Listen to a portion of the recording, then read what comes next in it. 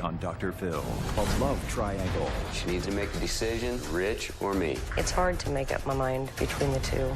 I love them both. Torn between her city husband and her country boyfriend. You had an affair and convinced him you were the victim. I didn't do it on purpose. No, come on.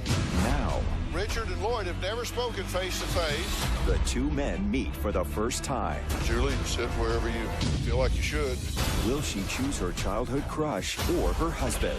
What gives you the right to be with this man's wife? Plus, It's such a privilege to honor this year's Girl Scout National Young Women of Distinction. My advice is believe in who you are and stay true to yourself. You're going to go very far in this world. Let's do it. Have a good show, everybody. Here we go. This is a safe place to talk about hard things. Stand by. We'll count you down. I try to be an emotional compass and point you in the right direction. 5, 4. I am not giving up on you.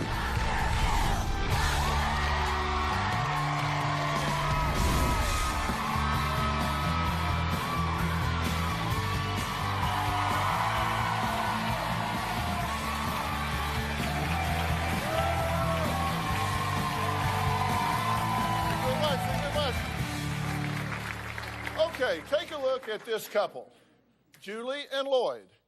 They've been in a relationship for a year and a half, but they've known each other since childhood. They both say the attraction was instant. Julie says Lloyd makes her forget her troubles. He's passionate and fun. She's attracted to his simple country boy way of life.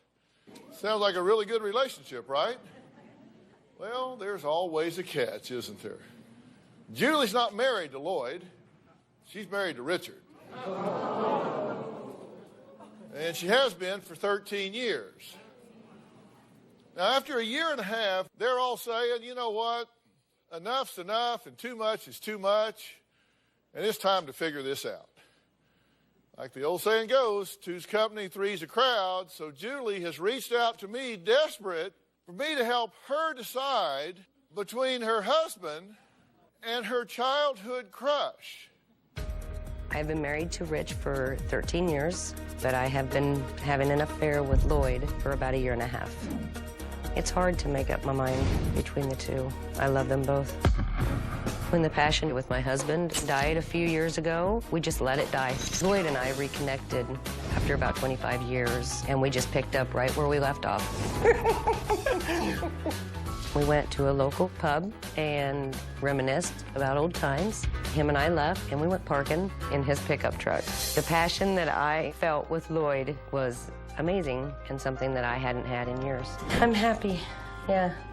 There are so many qualities in Rich that I don't want to let go of. But yet, there's a lot of qualities that Lloyd has that keeps me going back. Really? You're lying. I just can't make up my mind if I should stay with Rich or go with Lloyd.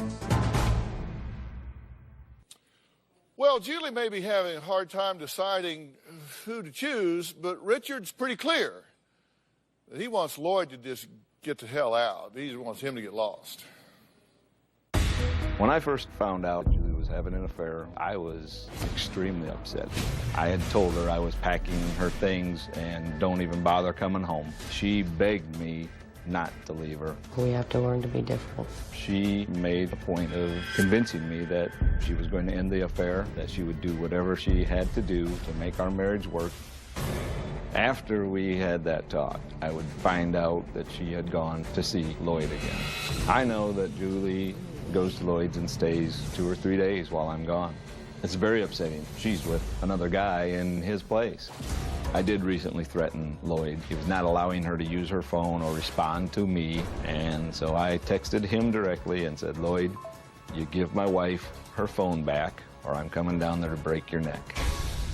I wonder if I'm doing the right thing by sticking with Julie and trying to make my marriage work, or is it time to cut my losses and move on? You believe that you love your husband, Yes. right? You do love your husband. Yes. But there's Lloyd. Yeah. I saw him after 20-some years, and it happened, and then we just kept it going. Okay, hold on a second. You said you saw him after 20 years, and it just happened. You're the it. You happened. Right. You watched the tape at the top of the show, right? Yes. Was that the first time you've actually seen them together? Yes. And they were, but you see it now, they're... Pretty chummy. Tell me how you wrap your head around that. What does that mean to you? Betrayal. He uses emotional blackmail and guilt to keep her on a string. So she's a victim in this, in a sense. I believe that she is, yeah, at this point, because she has told me many times. And I believe her when she looks me in the eye and tells me it's over, it's over. Yeah, because you know she's honest. She has been for 12 years. Had no reason to ever doubt anything that she did. But you think she's a victim here. So you I feel believe- sorry for her in a I do. sense. When you sat down and told him about this, did you portray yourself as a victim? I didn't think I did. Because well, I wait a said, minute. You didn't actually sit down and tell him about it, though, did you? I wrote him a letter, On Facebook, didn't you? basically texting. Here's what you said. Things have gotten way out of control with that friend of mine, Lloyd. Our talk time has become way too much. I don't know how to fix things because I just can't stop talking to him. I don't know why I allowed this to happen, maybe because of all the resentment I have towards everyone. Maybe I'm just lonely. Please don't leave me. This is all on me. You are the perfect husband and father. I am done talking to him. I want and need you. I just knew I wouldn't stop talking to him unless I told you. I couldn't give us 100% until I told you. I mean, it just goes on. But I mean, now that was 15 months ago. But you didn't quit. No. How did you convince him you were a victim? I didn't. No, you did. You did. You convinced him you were a victim. And while he was saying you were a victim, I looked over and you were sitting there like you poor, pitiful Pearl. How did you pull that off? I'm just saying that I don't know. I don't know. No, that's amazing. You went off and had an affair with a guy and convinced him you were the victim. How did you do that? I didn't. Yes, you did. I didn't do it on purpose. No, come on. I didn't do it on purpose. Come on. I told him for the whole entire time, this was on me. Did you convince yourself you were the victim? I never thought I was a victim. But maybe you're right. I don't know. Well, how did you sell it over here, though? I don't know. Didn't take much selling, Dr. Phil. I've been Julie's biggest protector and defender for 15 years. And there's no way I'm going to believe that about her, even when it's in my face. There's something missing, and I take a responsibility for why we got to this point. Our marriage has been, Julie, for at least 2 to 3 years, has told me that our marriage was in trouble. She's tried to reach out to me, and for a lot of real poor excuses, I've not done much to address them. Part of it is my job and how much I'm gone, but that's just one of the symptoms of our problems. And all of this has, led me to believe that it's not that I blame Lloyd 100% for victimizing Julie. There's part of that. He's the bad guy in my mind, obviously. No, this fits. I get it. But part of it is because I understand what Julie has been through. We've got a lot of other negative influences that have gone on in our life through our entire marriage. We have tackled them all together. We make a great team when we work together. You got a new team member now. We're going to meet him after the break. Richard and Lloyd have never spoken face to face. I'm going to help them through this awkward introduction when we come back.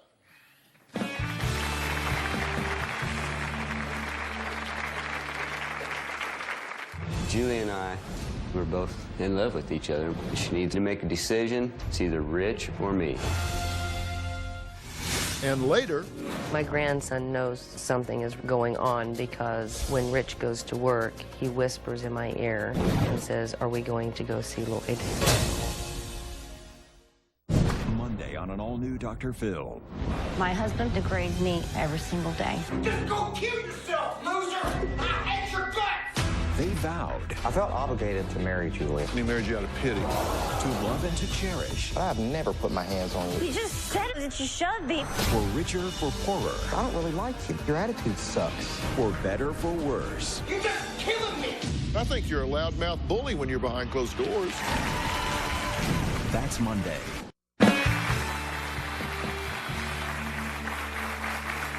Julie says she has a big dilemma.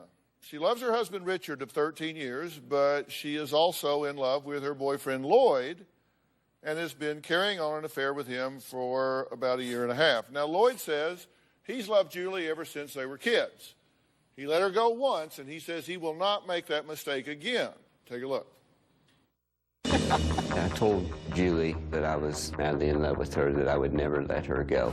She really makes me happy. I love taking her out. I want everybody to see that I'm with Julie. We're both in love with each other, and we don't want to lose each other. I always enjoy seeing you. You know that. Her husband would be gone. She would come stay with me, or I would go up there for a couple of days. I get mad when Julie goes back on Sundays to be with her husband. I make Julie happier than Rich does, but she feels more secure when she's with Rich. She needs to make a decision. It's either Rich or me. We'll never let her go, no matter what she decides to do. Okay, Lloyd is going to join us now. This is the first time these two gentlemen have spoken to each other in person. So, Lloyd, come on out. I'm going to put him here. I'll have you stand if you would. Just step down here. Lloyd, how are you, sir? Good. Julie, you know, I'm Dr. Phil. Nice to meet you. I'll have you sit right over here, if you would, Lloyd. Okay. And Julie, you sit wherever you feel like you should. I'll let you make up your mind on that.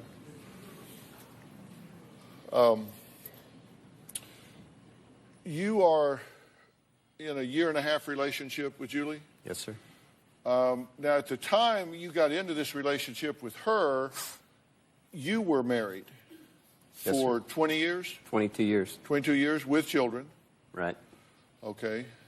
So if you have your way about it, you will bust up this relationship, and she has busted up your relationship. Right. Because after 22 years, Right, you walked away.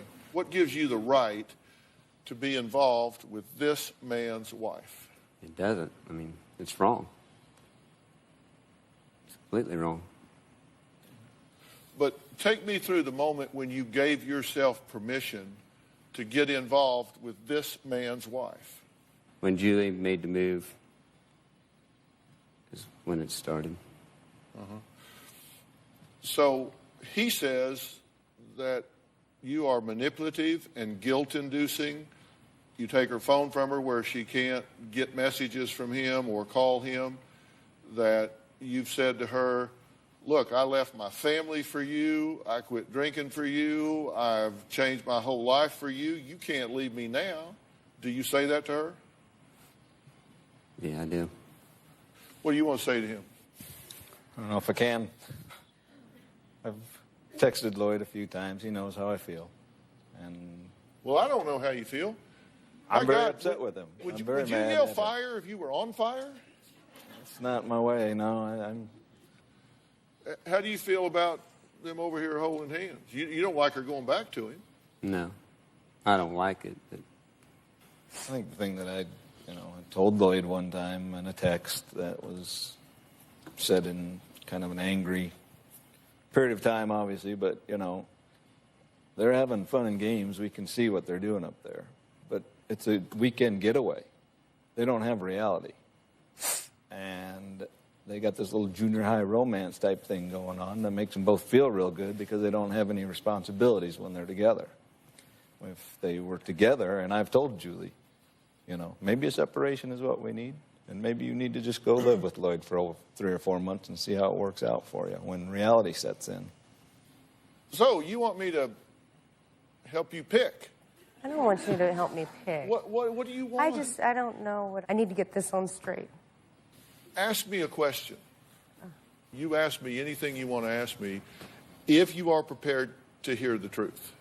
I'm prepared to hear the truth. Then ask me a question.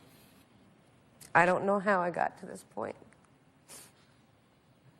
I don't know why I put myself in this situation. Nobody did it. I did it. Okay, so if I can paraphrase, your first question is not what to do. Your first question is, how the hell did I get in this situation? Yes. Right? Okay. I'll answer that. We have to take a break, and then I'm going to answer that question right after the break. Now, why are both of these men leaving everything up to Julie? I'll start unraveling this after the break.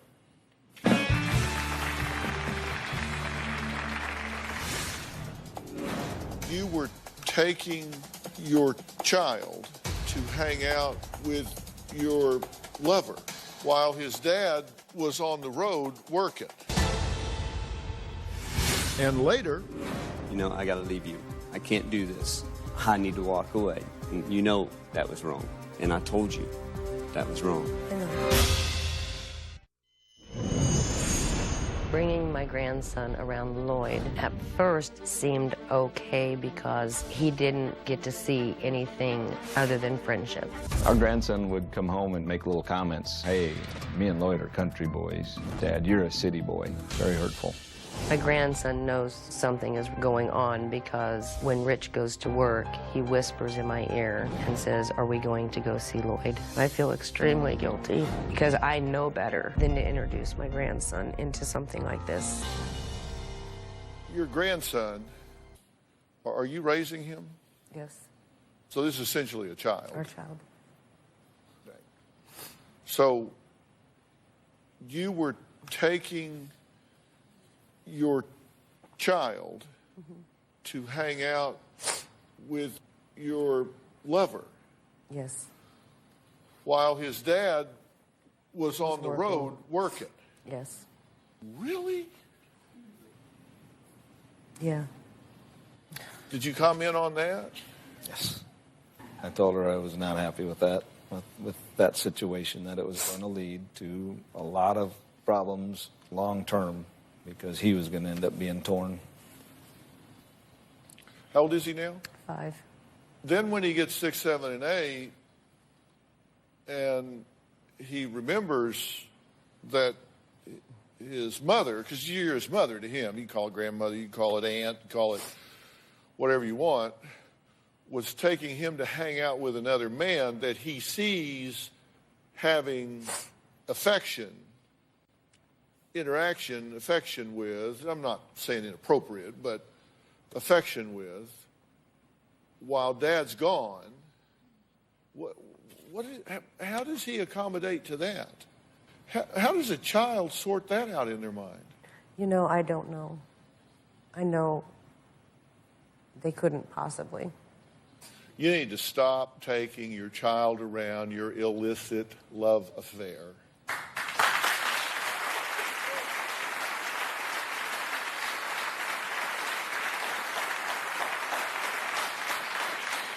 That is inappropriate. It is inappropriate. It is emotionally abusive. This is all around bad idea. Bad idea. You need to stop that. Let me be real clear. You need to stop that. Okay. How did you get in this situation? You got in this situation because the two of you stopped working on your relationship, and then you went with him, and you're quite right. And it's easy when you don't have bills to pay, you don't have a house to run, you don't have problems to solve. All you have to do is just be on a date. It's easy to have fun on a date. It's easy to be charming on a date. It's easy to have fun when you're just out playing. Correct. It's very different when you're actually involved in each other's lives on a day-to-day meaningful basis. And it's really hard to compare falling in love with being in love. Falling in love is exciting and exhilarating and infatuation, And being in love is a more comfortable, predictable, day-to-day sort of thing. It's not that one is better than the other, it's just different. And it's apples and oranges, and it's an unfair comparison. This whole thing is just so illogical, I don't even know how to wrap my mind around it. You two have arguments about this, right? You two have arguments among yourselves and about your marriage, correct? You're upset with her about her relationship with him. You're upset with her about her relationship with him. You're upset with yourself about your relationship with both of them. Is anybody happy? No. Surprise! We'll be right back.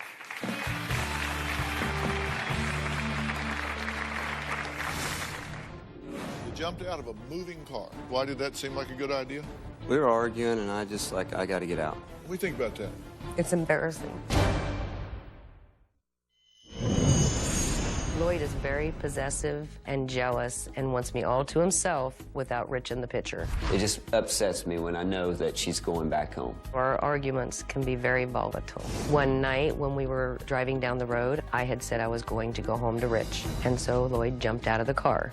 Another night, he grabbed me by my arms. I didn't even realize how hard he grabbed me until I went home and saw the bruises on both sides. This past weekend, Lloyd did not want me to go home. I had my grandson in my arms, and Lloyd pushed me backwards. I did not fall down, but I lost balance. I gave her a little push, but that's all that's ever happened. Now I am scared that I might be getting myself back into a volatile relationship. You've been married a couple times before, okay? And so I want to write something down here. Now, you have had previous partners, okay? And we said that those partners were not good in that they were abusive, correct? Yes. We said that those partners were not good because there was alcohol involved, correct? Yes. We said those were not good because they were unpredictable, correct? Correct. Controlling? Yeah. Jealous? Yes. Possessive? Yes. Now, you're in a relationship with Lloyd. You just described marks on your arms. You said you stopped drinking for her, but the truth is you are drinking again, correct? Correct. So he is drinking. You said they were unpredictable. Did I hear you say he jumped out of a moving car? Yes. Because you didn't like what was going on, so you jump out of a moving car. All because he doesn't want you going back to your husband. How dare you go back to your husband? He objects to that, wants to control it because of jealousy and possessiveness. It seems to me that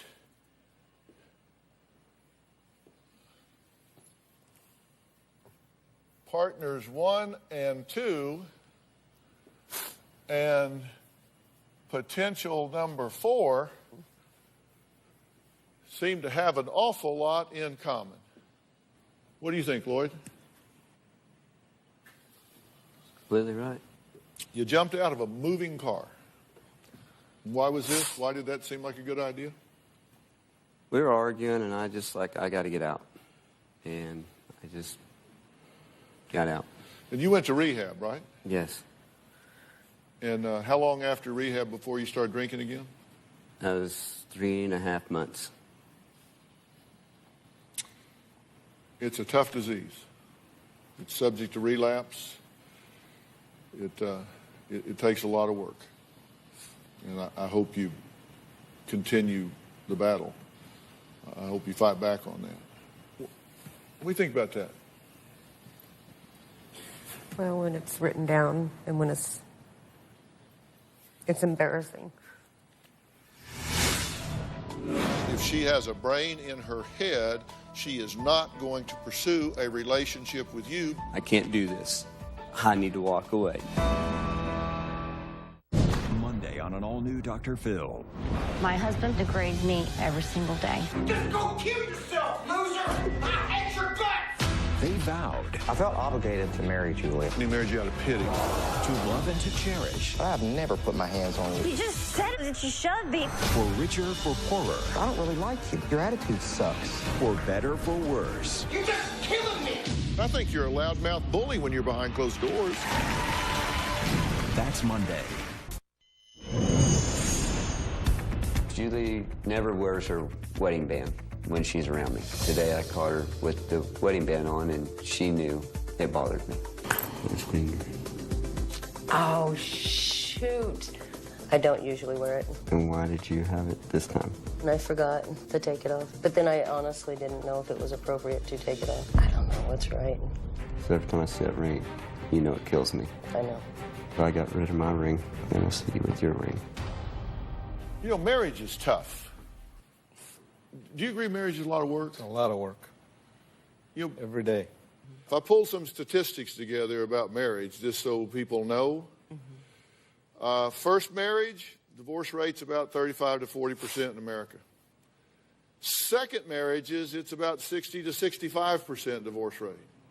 Third marriages, about a 70% plus failure rate. Marriages that are born out of infidelity, particularly when both people are cheaters, about 95% failure rate. So the chance that you two are going to get married and sail off into the sunset and live happily ever after, not a good shot. You got enough of an uphill battle in the one you've got. I'm just telling you the truth. I told you, don't ask me if you don't want me to tell you the truth. He says he's not abusive. You're drinking, fighting. Come on, who are you turning down? He left his wife and kids. He's drinking, fighting, and jumping out of your truck. Who the hell did you turn down? Whether you stay with him or whether you don't, he's not a good fit for you. And you're guilt-inducing her saying, I left my wife and kids for you? What, that's her fault? The thing is, I've only done it, once? One what? When I pushed you. And what did I do when I did that? What did I say? How I'm done. I am never doing, I got to leave you. I can't do this. I need to walk away. And you said, no, it's more my fault than it is yours. It was wrong. And you know that was wrong. And I told you that was wrong. I know. And I've only done that one time. I've never, ever done that to anybody. And you know that. Well, she may know it, but I don't. I don't think you're an evil guy. I think you are confused. I think you are lost. And I think you are an alcoholic. And you put an alcoholic in a high-stress, desperate situation, they are going to make bad choices at a high-risk level. You are a high-risk candidate for her statistically, behaviorally, and life match-wise. You guys have absolutely no business being together. You can kill the messenger, but I'm telling you, the chance of this thing working between the two of you is zip, zero, nada, yet is not going to work. Ain't going to work. I'm just telling you. And you can be upset for me telling you the truth, but the day will come when you will say, he told me the truth. I didn't want to hear it, but he told me the truth. Right. And if she has a brain in her head, she is not going to pursue a relationship with you because you are a high-risk candidate interloping into a marriage where you have no business being.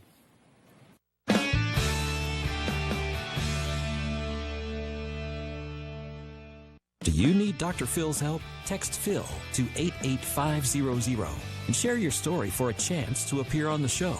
Standard message and data rates may apply. If you are going to be in the Los Angeles area and you would like free tickets, go to drphil.com and click on Be in the Audience. Or you can call 323-461-PHIL.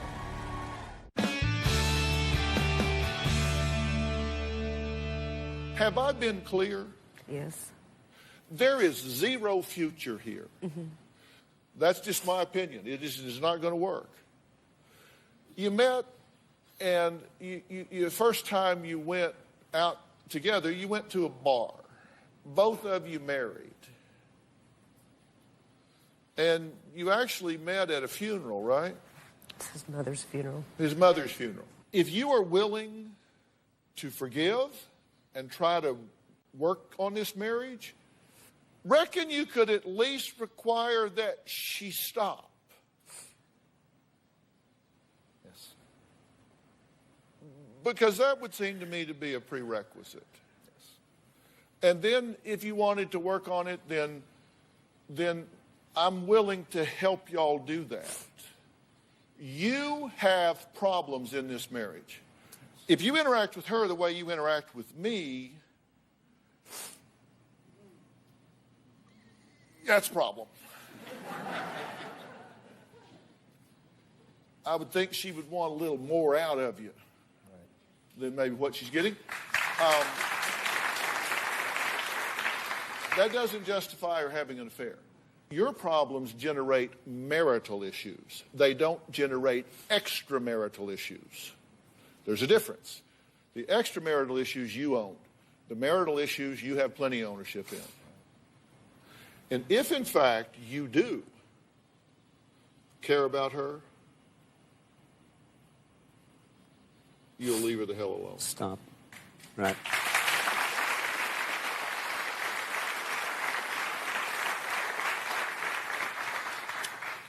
One last thing. We all have a personal truth, and we generate the results in life we believe we deserve. And you've generated yourself a mess. That tells me that's exactly what you believe you deserve. You got to heal that personal truth. And I'm willing to help you do that. Thank you. Now, I want you to look me in the eye and give me a clear commitment about what you're going to do.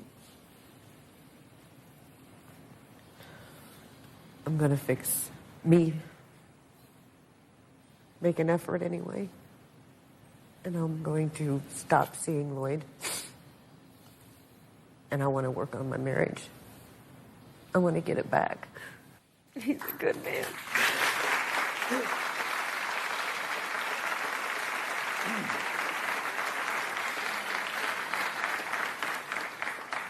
Will you respect that? Yep. You will? Yes, I will. Okay. Coming up, some people who are making great choices in their lives. Robin has 10 young women she wants you to meet. You do not want to miss this.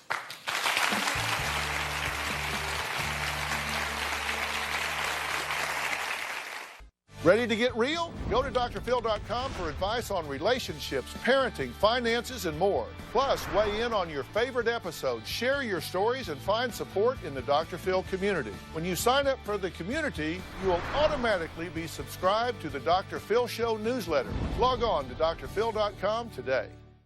As you all know, Robin is the national spokesperson for the Girl Scouts of the USA. And she recently had the honor of attending one of their biggest events. A few months ago, I went to New York to meet the 2015 National Young Women of Distinction Gold Award recipients. It was truly inspirational. I'm here at the Edith Macy Conference Center, which is just 45 minutes north of New York City in Briarcliff Manor, New York. For nearly 100 years, this serene location has served as a learning center and a place of inspiration for Girl Scout leaders and volunteers around the world. It's such a privilege to honor this year's National Young Women of Distinction, which is the highest honor that a Girl Scout can receive. Granting the honors to this year's 10 extraordinary women is my colleague and dear friend, Ana Maria Chavez, CEO of Girl Scouts of the USA. Robin, thank you so much for being here. I am so thrilled, so honored to be here. Well, Girl Scouts, the organization, the movement is thrilled that you're here so that we can introduce you to our Gold Award recipients. I'd also love to tell you the story about the Gold Award. Yes. As you know, it's going to turn 100 years old. It is the highest award a girl can earn in Girl Scouting. 6,000 girls earn it a year, but we picked 10, and you're going to get the opportunity to meet them today. These are our 2015 National Young Women of Distinction. Oh, what a pleasure to be here. Thank you so much. Hello, ladies. Hello. All right, girls, what are some of the benefits that you've experienced so far, and how do you think the Gold Award will help you in the future? I think just achieving the Gold Award has made such a big impact on all our lives, and it has taught us so many skills that we can use in life, such as leadership skills and just like having the heart to serve others. My name is Annie. My Gold Award project was a career development conference called Imaginarium, where we transformed middle school students' creative ideas into formal business presentations. Why is it important to you to specifically focus on middle and high school students? Because they still hold a lot of their very younger values and their creative values and mindsets before they jump right into the career world. Wow. Hadia. For my project, I created a web development handbook. I partnered with an organization called BDPA, or Black Data Processing Associates.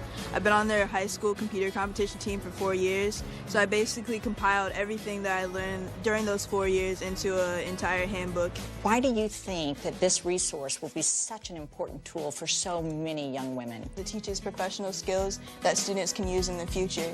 For example, knowing SQL could help you organize a database for a big company like Google. That's so wonderful. Alexa. My name is Alexa. I created a documentary on child pornography. This is so important, but a very difficult topic. Child pornography, 70% of it features prepubescents and infants, which is truly terrible. Certainly there is an issue of teenagers being in child pornography, but really the majority is of younger children. Now, Julie. For my Girl Scout Gold Award, I implemented a honeybee box on a local organic community-supported agriculture farm to create a safe haven for the endangered honeybees. You are now the proud beekeeper of 1 queen and 5,000 honeybees. Do you produce your own honey? I do, actually. This past summer, we harvested 80 pounds of honey, but it's more than honey. It's also the pollination that these bees provide and the fact that we create this home for them that is safe and clean. Jamie Lee. For my project, I designed and constructed a residential scale wind turbine from almost entirely previously used materials. Where did you find recyclable materials? I contacted local farmers. I explored with flashlights a lot of old barns, and I'm working with a farmer to get an old conveyor belt motor that I actually reused as the generator in my project by running it backwards. Elizabeth, you've already written 5 anti-bullying books that are used at 42 child care centers. Tell me more about Shine Your Own Way. I created a kit with activities, costumes, and the books that I wrote and illustrated. I want teachers to realize that even at an early age that little kids don't know how to express their feelings right. Congratulations. Pooja, I am deeply moved by your project. For my project, I taught self-defense to women and girls in India for about 1 month in a village, and I taught them both self-defense and women empowerment discussions. How did you first learn self-defense? I'm currently a secondary black belt in Taekwondo. Taekwondo teaches a lot of physical strength. Well, both of my boys took Taekwondo, and I have one son that's a black belt in Taekwondo, wow. so I was awesome. Especially connected to yours. Rebecca. For my Girl Scout Gold Award project, I did a domestic human sex trafficking documentary. Our goal was to bring awareness to the local and to the nationwide community. What led you to create a documentary being used by the FBI. There are about 100 to 300,000 current slaves in the United States, and that range is so large because it is just so hard to spot and actually know that someone is being trafficked. Sarah, I admire the work that you've done to create effective methods for caregivers to communicate with those suffering from dementia. My Gold Award project was called Talk to Me, and it focused on helping caregivers increase positive communications with elders suffering from dementia, Alzheimer's, or social detachment. The most important thing that I tell people is just to remember that it's the quality of the relationship that you have with your loved one, not the quantity of time that you're spending. So if you're spending a lot of time with them, but you're talking over them instead of talking to them, then they still won't feel that connection that you're trying to build. Congratulations. Thank you. Liza, you created iDream Express. iDream Express is a nonprofit organization dedicated to establishing mobile learning centers around the world. Our first mobile learning center is currently stationed in the Philippines. Tell me about some of the activities that children participate in at the centers. We teach them reading, writing, and math. Aside from education, we sing songs and play games with them. We feed them a hot lunch. We treat any wounds or infections they may have. We wash their arms, legs, and faces and provide them with proper footwear or clothing that they may lack. Oh, that's beautiful. I want to thank all of you for sharing your projects with all of us. I am humbled to be in your presence. My advice is to continue being who you are, the brilliant young women that you are.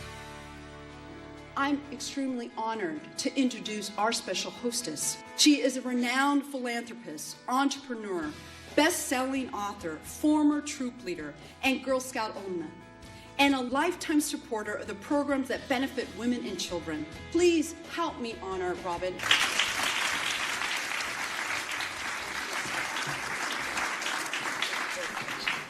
Thank you, Anna. I'm just delighted to be here to honor the amazing women. And now it is my distinct honor to call the 2015 National Young Women of Distinction to the stage. Congratulations to each of these amazing women.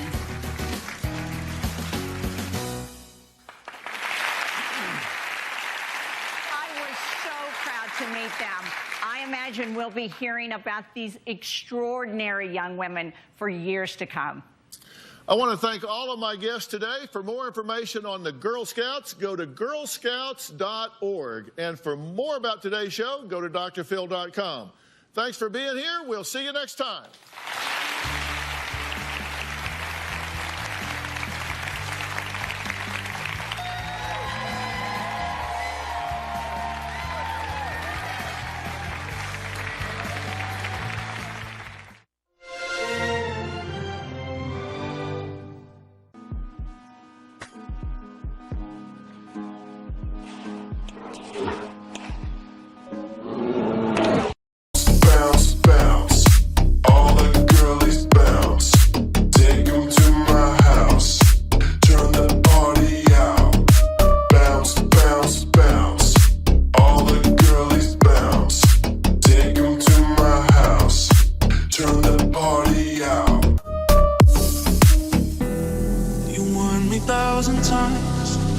Memories can kill ya, but I didn't hear ya. I thought that I could fly, but woke up on the asphalt. I swear there was the last stop. I've always been naive, call it.